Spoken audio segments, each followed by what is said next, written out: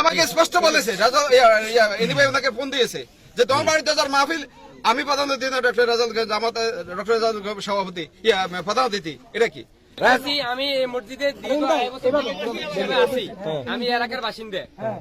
এলাকার বাসিন্দা রাত্রে 12:30 বাজে উনি আমার বাসার সামনে গেছে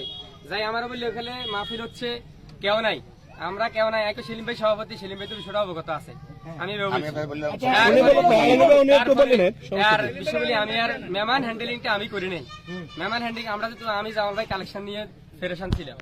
তারপরে যাক উনি আমারে মন্দছন্দ বলছে মাহফিল করিয়েন মসজিদে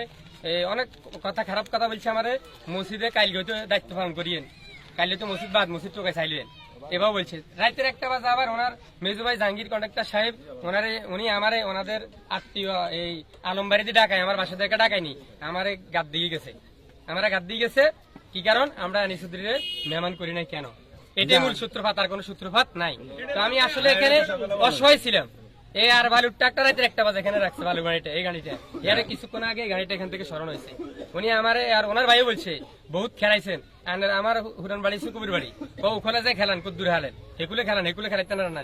তো আমি আসলে অসহায় রাতের 1টা বাজে আমি আসলে অসহায় ছিলাম আর আমি ওনারা আসলে সম্মানিত মানুষ সেলিম ভাই সম্মানিত মানুষ আমি এই বিবেচনা করে কোনো কথা বলি না আমি চুপ করেছি অকথ্য ভাষাতে আমার গালাগালি করছে আমি এখানে একজন খতিব সাহেব এখন ওনারা মসজিদটা অনুদান জমি জামা ওনারা বাধা দেওয়ার এটা একটা কারণ যে ওনারা ইচ্ছে করলে হবে নইলে হবে না এই উনি আমাকে স্পষ্ট বলেছে ওনাকে ফোন দিয়েছে যে তোমার বাড়িতে যার মাহফিল আমি প্রধান অতিথি ডক্টর রাজাল জামাত ডক্টর রাজাল সভাপতি প্রধান অতিথি এটা কি তাই বললাম যে ভাই উনি আপনি স্কলার হিসেবে রাজনীতি বক্তৃতা দিত না আমি স্বাভাবিক ওয়ার্ড বিএনপি সভাপতি আমি প্রতিনিধি আবার আমার একটা একটা লিফলেটে বা ব্যানারে আমার ন্যূনতম না প্রতিনিধি হিসাবেও অন্তত ন্যূনতম এখানে আমাদের এলাকার অনেক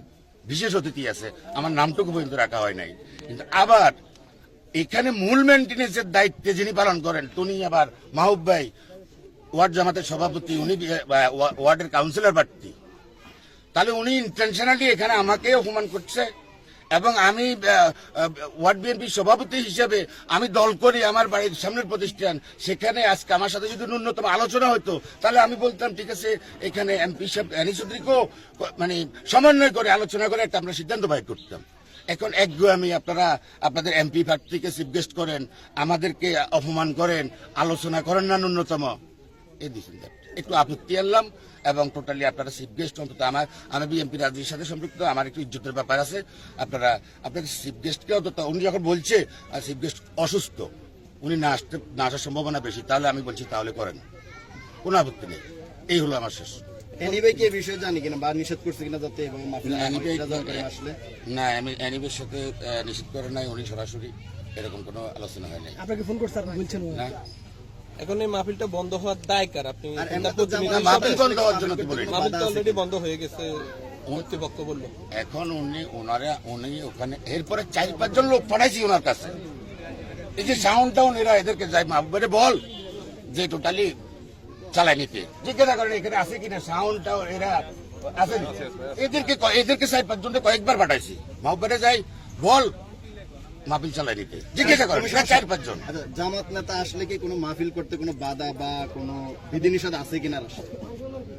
ভাই এখানে এরকম কিছু তো আমি বলি না আমি একজন বিএনপি নেতা হিসেবে বিএনপির ওয়ার্ডের রাজনীতির সাথে সম্পৃক্ত আমার বাড়ির সামনে প্রতিষ্ঠান আমি এখানে আলোচনা করলে হয়তো সমন্বয় করতাম আমি বিএনপি নেতাকে অসম্মান করবো এরকম মানসিকতা তো নাই আমার উনি বিএনপি জামাতের প্রার্থী হোক তাদের সমস্যা নেই আলোচনাটা হলে একটা রেজাল্ট সমন্বয় তো একটা রেজাল্ট ঠিক আছে কোনো আলোচনা তোমার আমার সাথে নাই।